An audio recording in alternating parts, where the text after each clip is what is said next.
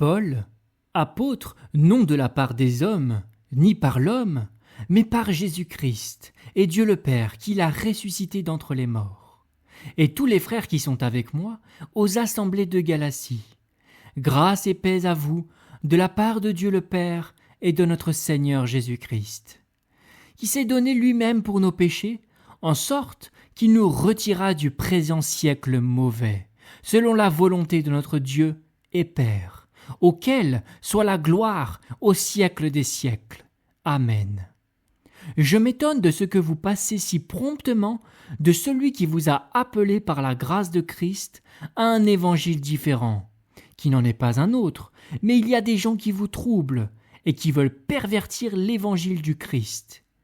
Mais quand nous-mêmes, ou quand un ange venu du ciel vous évangéliserait outre ce que nous vous avons évangélisé, qu'il soit anathème. Comme nous l'avons déjà dit, maintenant aussi je le dis encore, si quelqu'un vous évangélise outre ce que vous avez reçu, qu'il soit anathème. Car maintenant, est-ce que je m'applique à satisfaire des hommes ou Dieu, ou est-ce que je cherche à complaire à des hommes? Si je complaisais encore à des hommes, je ne serais pas esclave de Christ. Or, je vous fais savoir, frères, que l'évangile qui a été annoncé par moi n'est pas selon l'homme, car moi, je ne l'ai pas reçu de l'homme non plus, ni appris, mais par la révélation de Jésus-Christ. Car vous avez ouï dire quelle a été autrefois ma conduite dans le judaïsme, comment je persécutais outre mesure l'assemblée de Dieu et la dévastais, comment j'avançais dans le judaïsme plus que plusieurs de ceux de mon âge dans ma nation, étant le plus ardent zélateur des traditions de mes pères. Mais, quand il plut à Dieu, qui m'a mis à part dès le ventre de ma mère, et qui m'a appelé par sa grâce de révéler son Fils en moi, afin que je l'annonçasse parmi les nations, aussitôt je ne pris pas conseil de la chair ni du sang, ni ne montai à Jérusalem vers ceux qui étaient apôtres avant moi, mais je m'en allai en Arabie, et je retournai de nouveau à Damas. Puis, 3 ans après, je montai à Jérusalem pour faire la connaissance de Céphas, et je demeurai chez lui 15 jours. Et je ne vis aucun autre des apôtres, sinon Jacques, le frère du Seigneur. Or, dans les choses que je vous écris, voici, devant Dieu je ne mens point. Ensuite, j'allai dans les pays de Syrie et de Cilicie. Or, j'étais inconnu de visage aux assemblées de la Judée qui sont en Christ. Seulement elles entendaient dire « Celui qui nous persécutait autrefois annonce maintenant la foi qu'il détruisait jadis, et elles glorifiaient Dieu à cause de moi. » Ensuite, au bout de 14 ans, je montai de nouveau à Jérusalem avec Barnabas, prenant aussi Tite avec moi.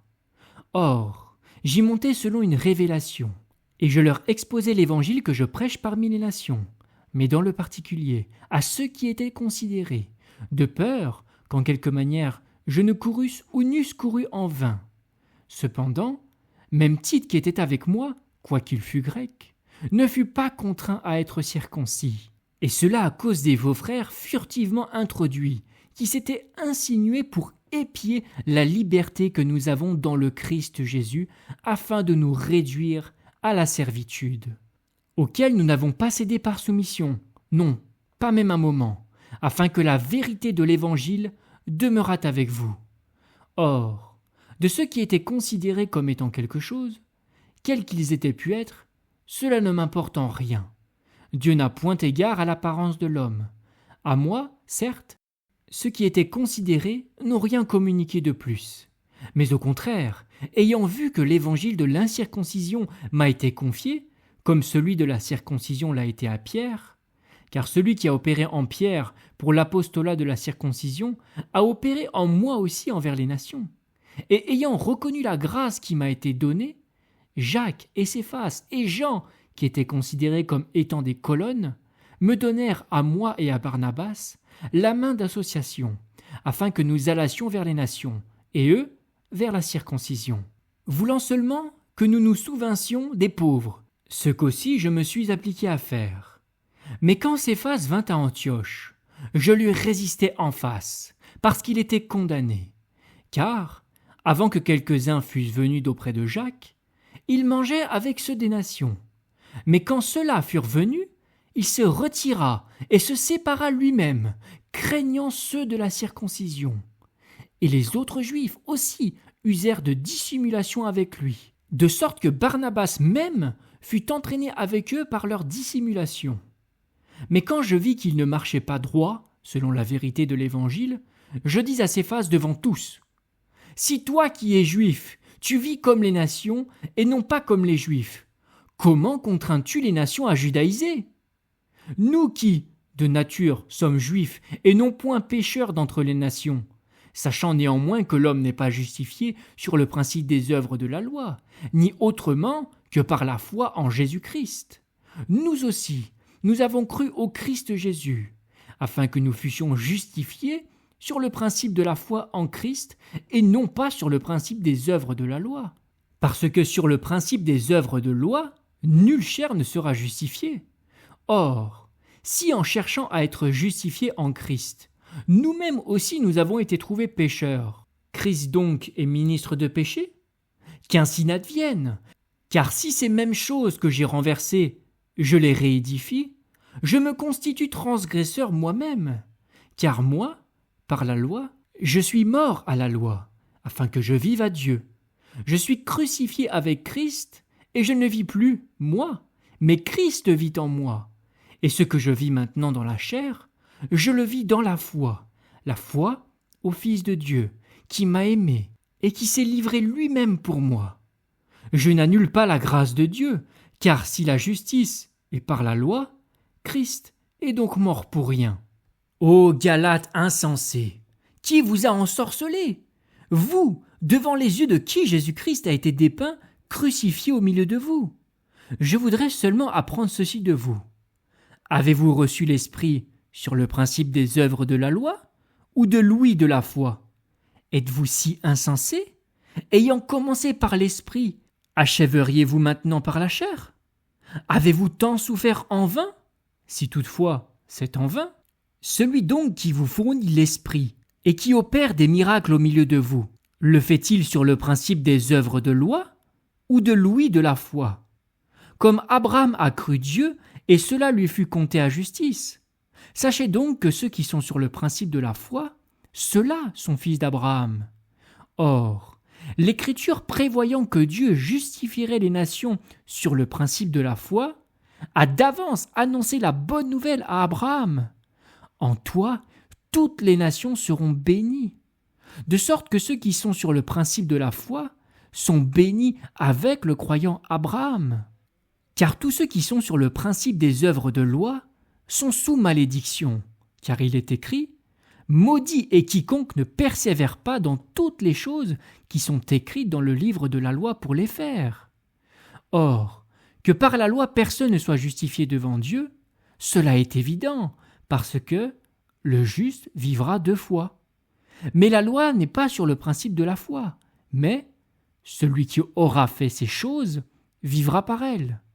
Christ nous a rachetés de la malédiction de la loi, étant devenu malédiction pour nous, car il est écrit « Maudit est quiconque est pendu au bois », afin que la bénédiction d'Abraham parvint aux nations dans le Christ Jésus, afin que nous reçussions par la foi l'Esprit promis.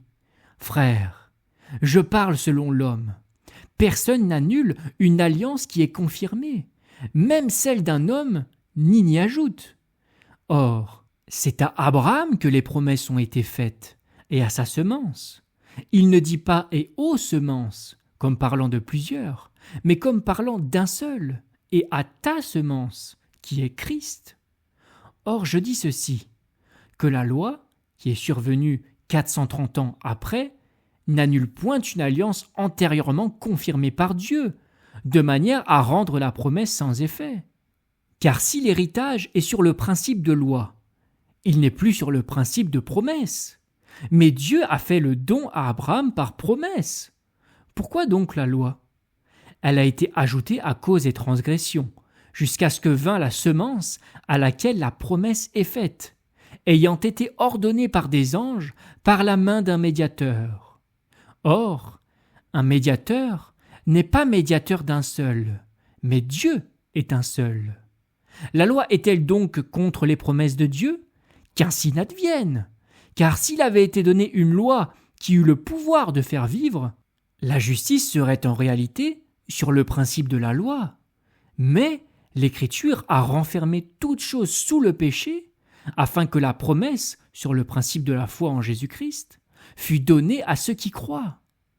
Or, avant que la foi vînt, nous étions gardés sous la loi, renfermés pour la foi qui devait être révélée, de sorte que la loi a été notre conducteur jusqu'à Christ, afin que nous fussions justifiés sur le principe de la foi. Mais, la foi étant venue, nous ne sommes plus sous un conducteur, car vous êtes tous fils de Dieu par la foi dans le Christ Jésus. Car vous tous qui avez été baptisés pour Christ, vous avez revêtu Christ.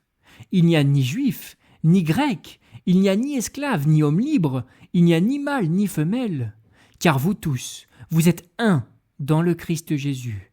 Or, si vous êtes de Christ, vous êtes donc la semence d'Abraham, héritier selon la promesse. Or, je dis qu'aussi longtemps que l'héritier est en bas âge, il ne diffère en rien d'un esclave, quoiqu'il soit seigneur de tous. Mais il est sous des tuteurs et des curateurs jusqu'à l'époque fixée par le Père. Ainsi aussi nous, lorsque nous étions en bas âge, nous étions asservis sous les éléments du monde. Mais, quand l'accomplissement du temps est venu, Dieu a envoyé son Fils né de femme, né sous la loi, afin qu'il rachetât ceux qui étaient sous la loi, afin que nous reçussions l'adoption. Et parce que vous êtes fils, Dieu a envoyé l'Esprit de son Fils dans nos cœurs, criant « Abba, Père !» de sorte que tu n'es plus esclave, mais fils. Et si fils, héritier aussi par Dieu. Mais alors, ne connaissant pas Dieu, vous étiez asservis à ceux qui, par leur nature, ne sont pas Dieu. Mais maintenant, ayant connu Dieu, mais plutôt ayant été connus de Dieu, comment retournez-vous de nouveau aux faibles et misérables éléments auxquels vous voulez encore, derechef, être asservis? Vous observez des jours et des mois et des temps et des années. Je crains quant à vous que peut-être je n'ai travaillé en vain pour vous. Soyez comme moi, car moi aussi je suis comme vous, frères, je vous en prie. Vous ne m'avez fait aucun tort, et vous savez que dans l'infirmité de la chair, je vous ai évangélisé au commencement. Et vous n'avez point méprisé, ni rejeté avec dégoût ma tentation qui était en ma chair, mais vous m'avez reçu comme un ange de Dieu, comme le Christ Jésus. Quel était donc votre bonheur? Car je vous rends témoignage que, si cela eût été possible, arrachant vos propres yeux, vous me les eussiez donnés. Je suis donc devenu votre ennemi en vous disant la vérité? Ils ne sont pas zélés à votre égard comme il faut, mais ils veulent vous exclure, afin que vous soyez zélés à leur égard. Mais il est bon d'être toujours zélé pour le bien, et de ne pas l'être seulement quand je suis présent avec vous. Mes enfants, pour l'enfantement desquels je travaille de nouveau jusqu'à ce que Christ ait été formé en vous. Oui, je voudrais être maintenant auprès de vous et changer de langage, car je suis en perplexité à votre sujet. Dites-moi, vous qui voulez être sous la loi, n'écoutez-vous pas la loi? Car il est écrit qu'Abraham a eu 2 fils, l'un de la servante et l'autre de la femme libre. Mais celui qui naquit de la servante naquit selon la chair, et celui qui naquit de la femme libre naquit par la promesse. Ces choses doivent être prises dans un sens allégorique, car ce sont 2 alliances, l'une du mont Sinaï, enfantant pour la servitude, et c'est Agar. Agar est le mont Sinaï, en Arabie, et correspond à la Jérusalem de maintenant, car elle est dans la servitude avec ses enfants. Mais la Jérusalem d'en haut est la femme libre qui est notre mère, car il est écrit « Réjouis-toi, stérile qui n'enfante point, éclate de joie et pousse des cris, toi qui n'es point en travail d'enfant, car les enfants de la délaissée sont plus nombreux que les enfants de celle qui a un mari. Or vous, frères, comme Isaac, vous êtes enfants de promesse. Mais comme alors celui qui était né selon la chair persécutait celui qui était né selon l'esprit, il en est de même aussi maintenant. Mais que dit l'Écriture? chasse la servante et son fils, car le fils de la servante n'héritera point avec le fils de la femme libre. Ainsi, frères, nous ne sommes pas enfants de la servante, mais de la femme libre. Christ nous a placés dans la liberté en nous affranchissant. Tenez-vous donc fermes et ne soyez pas de nouveau retenus sous un joug de servitude. Voici, moi, Paul, je vous dis que si vous êtes circoncis, Christ ne vous profitera de rien. Et je proteste de nouveau à tout homme circoncis qu'il est tenu d'accomplir toute la loi. Vous êtes séparés de tout le bénéfice qu'il y a dans le Christ, vous tous, qui vous justifiez par la loi, vous êtes déchus de la grâce. Car nous, par l'Esprit, sur le principe de la foi, nous attendons l'espérance de la justice. Car dans le Christ Jésus, ni circoncision, ni incirconcision n'ont de valeur, mais la foi opérante par l'amour. Vous couriez bien. Qui est-ce qui vous a arrêté pour que vous n'obéissiez pas à la vérité ? La persuasion ne vient pas de celui qui vous appelle. Un peu de levain fait lever la pâte tout entière. J'ai confiance à votre égard par le Seigneur, que vous n'aurez point d'autre sentiment. Mais celui qui vous trouble, quel qu'il soit, en portera le jugement. Mais moi, frère, si je prêche encore la circoncision, pourquoi suis-je encore persécuté ? Alors le scandale de la croix est anéanti. Je voudrais que ceux qui vous bouleversent se retranchassent même. Car vous, frères, vous avez été appelés à la liberté. Seulement, n'usez pas de la liberté comme d'une occasion pour la chair, mais, par amour, servez-vous l'un l'autre. Car toute la loi est accomplie dans une seule parole, dans celle-ci. Tu aimeras ton prochain comme toi-même. Mais, si vous vous mordez et vous dévorez l'un l'autre, prenez garde que vous ne soyez consumés l'un par l'autre. Mais je dis, marchez par l'esprit, et vous n'accomplirez point la convoitise de la chair. Car la chair convoite contre l'esprit, et l'esprit contre la chair. Et ces choses sont opposées l'une à l'autre, afin que vous ne pratiquiez pas les choses que vous voudriez.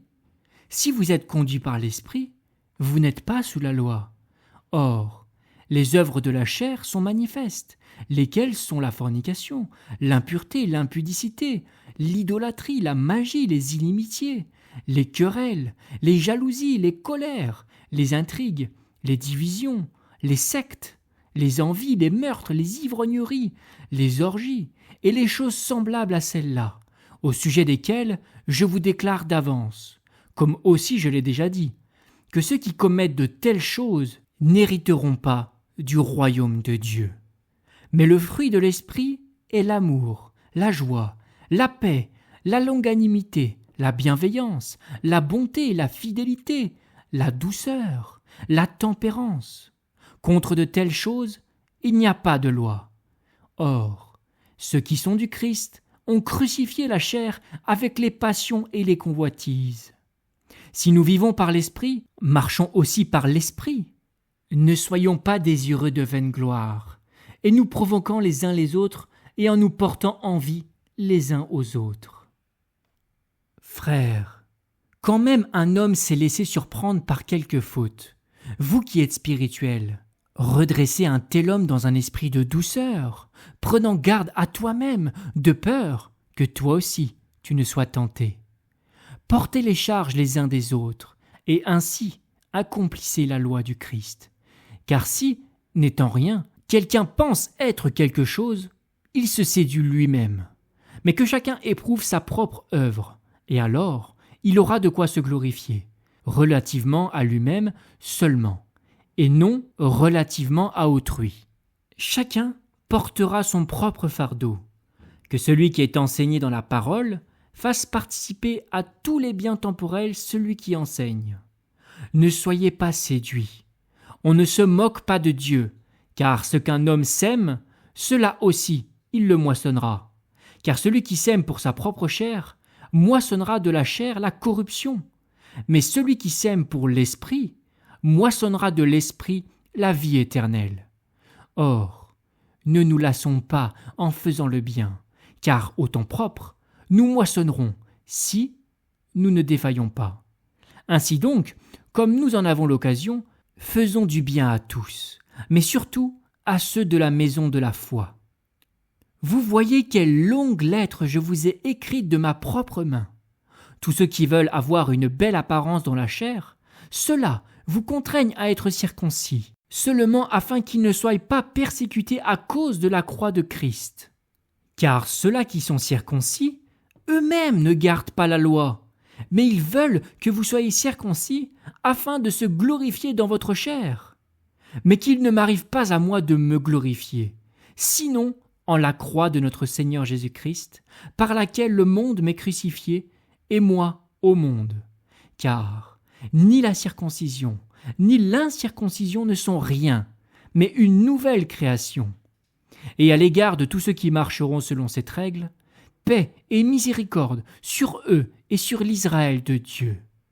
Désormais, que personne ne vienne me troubler, car moi, je porte en mon corps les marques du Seigneur Jésus.